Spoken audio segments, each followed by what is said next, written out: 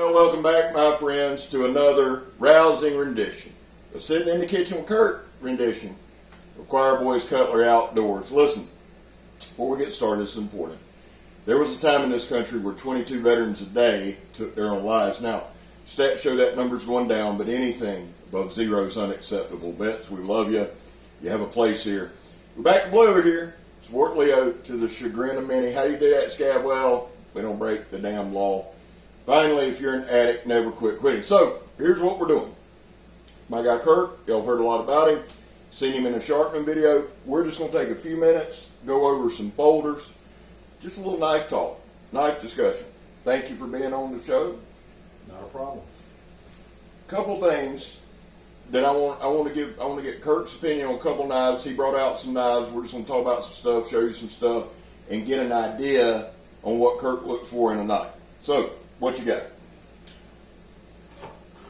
Got my Benchmade Seabird. Half-breed blades. Mil spec.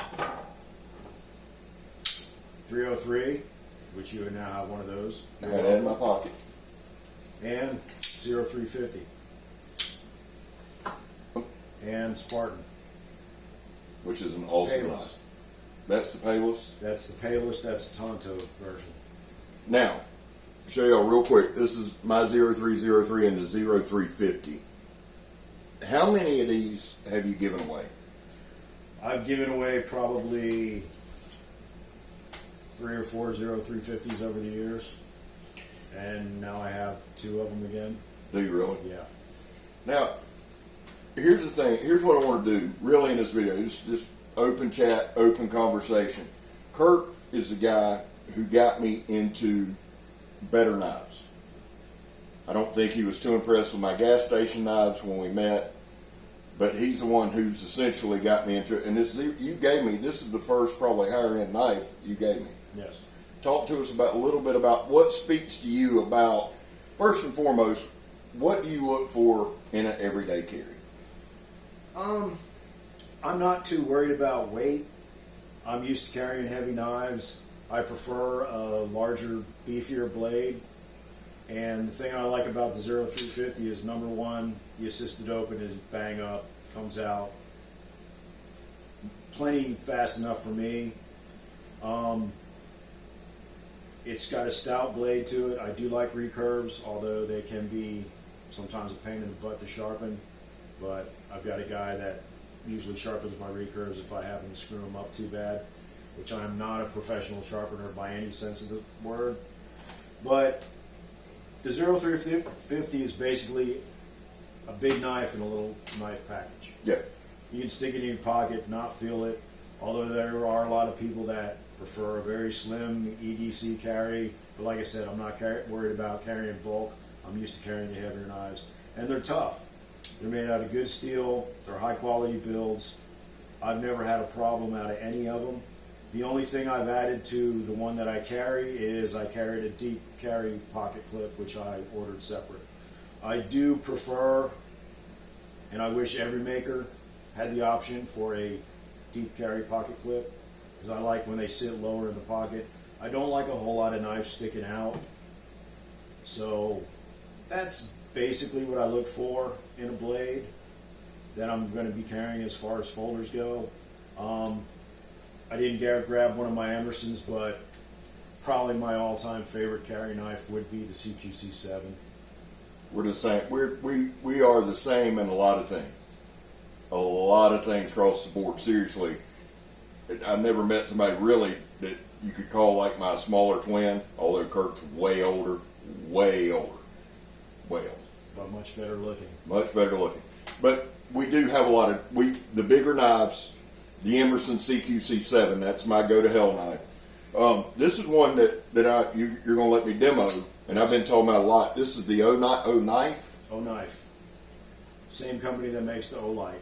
Now, a lot of you guys, Big Red EDC, a lot of you guys show these, and I've said on many of your videos, got to check them out. So thank you for. Hey. I'm really. What'd you pay for this? $85. That's it. Now, 154 cm, G10 scales. I mean, the fit and finish is comparable to anything coming out of American factories. And I know a lot of people are going to get pissed off at that statement, but it's the truth. It is what it is. I don't care. You know, It's a good looking knife. there's nothing bad you can say about it. No, good looking knife, good weight in hand. I like it a lot. I like the jimping, so we're going to test this one. Now, another one that'll be coming up, and we're going to start delving a little more into folders. But this is the Boker. Just a good looking knife. To me, I like the aesthetics. I like. Now this one's D2. D2 steel, the Boker Yokai. Now, you buy a lot of knives off Amazon, correct? Yes. Have you ever had any problems with Amazon as far as authenticity? No. Okay. I've read a lot of the comments that, you know, some people, like as a matter of fact, there's quite a few comments about the 0350s. Don't buy it, you know, it's not genuine because of this was not right, and the lettering and all kinds of stuff. I've never had a problem. Everything I've ever got from Amazon has always been authentic and above board.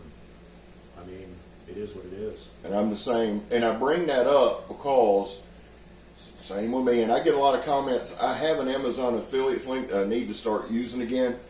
I got a little nervous about it, but here's the deal. You got to do your own research. Well, yeah. I mean, if I put a link up, if you're not comfortable with that link, you can always go somewhere else in Amazon and find it. But my point being, Kirk's never had a problem. I've sincerely never have a problem. I know a couple people have, but it's rare. Now, you're also the one that got me into half-breed blades. Yes. And this is the MILF Yeah, spec, but it's the mil-spec line, MILF, that's the drop point. Now, we've got a hard use video out on this. There's all their stuff. Now, this is S30V. Yes. The 0350 is S30V, correct? Yes. I know the 0303 is S30V. Yes. Good steel. Half-breed, we've got one coming up too. Which one is that? That's the medium clearance knife with the drop point blade. A little bit of a recurve on the blade. I love this. Kirk's the one again that got me into half-breed blades. There's JR, who keeps me in knives, and there's Kirk. And then like Timbo 437 and a lot of you guys that send them. But Kirk just has an eye. Like half-breed blades, they're indestructible. They really, really are. That neck knife we just did. So, It's not a neck knife. it's pocket fixed blade. My bad. Here's one, the Benchmade. I'm a big fan of this knife. Which unfortunately they discontinued. They discontinued this one and they discontinued the Contigo, didn't they? I believe so, yes. And what blade steel is this? You know, I don't even remember anymore. I believe it's S35. S30. I kind of don't carry it much because it is no longer continued, and, you know, I normally don't do that kind of thing, but for that one it is. And it's kind of funny that the only Benchmades that I own are Siebert designs. Matter of fact, you and I traded. I've got one of his fixed blades blade, that I really, really like. which is a sweet knife. It really is. It's a badass knife. I'm gonna revisit once we get through this load. You ought to revisit that. Yeah. Bring it out. Now that we've got the testing down, now that we're putting the backdoor studio back there. Definitely. Now here's the other thing, guys. Kirk and I continually swap knives. I don't trade knives, neither does he, so let's make that clear. But I live 2 streets over.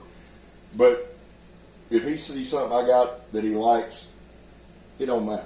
It's right here. So you may see stuff that's mine, you may see stuff that's his, a lot in these videos coming up.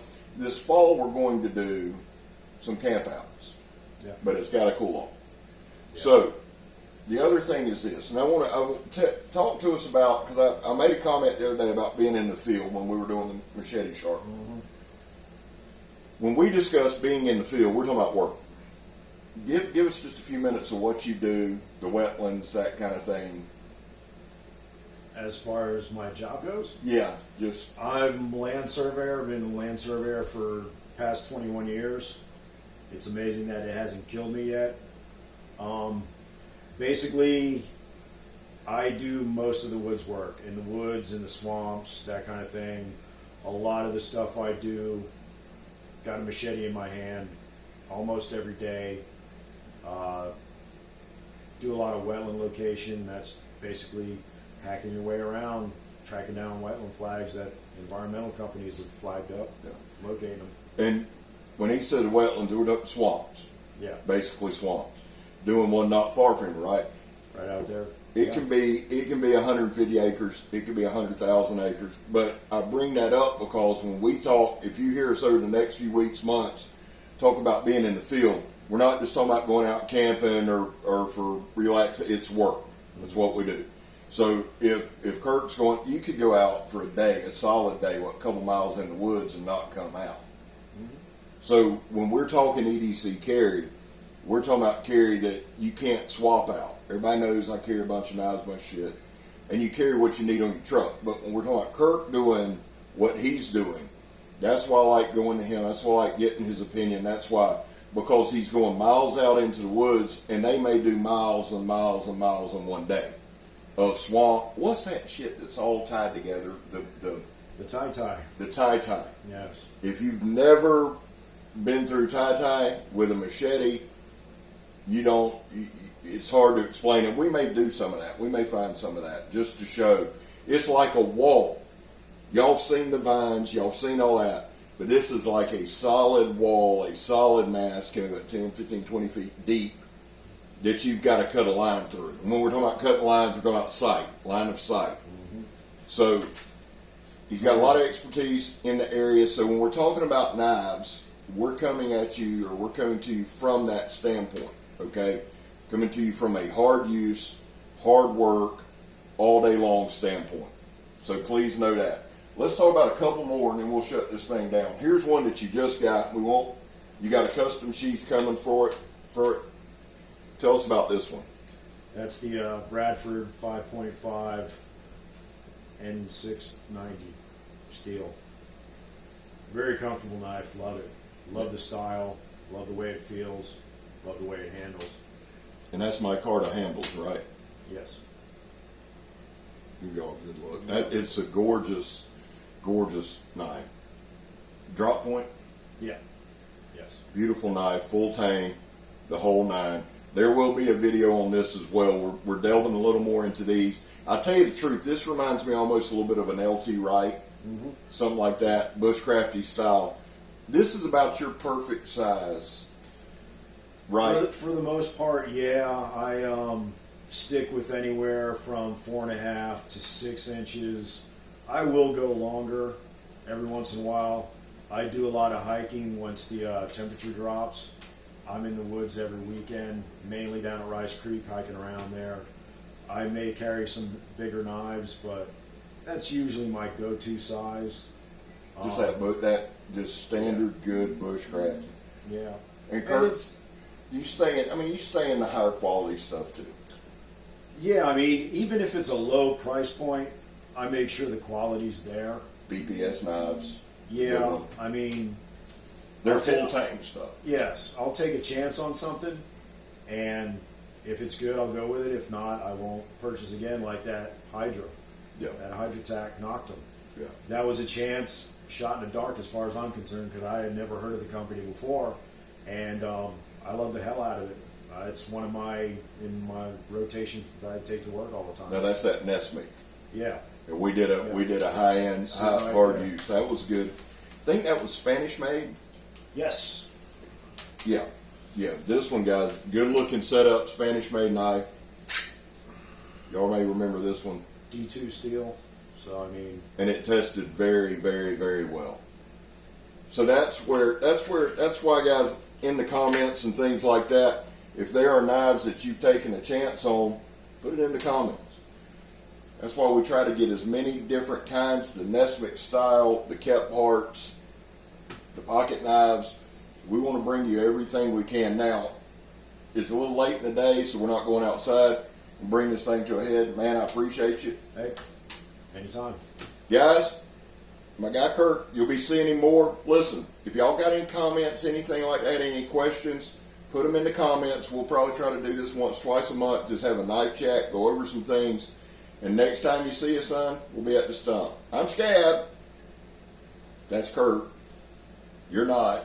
We're gone, son.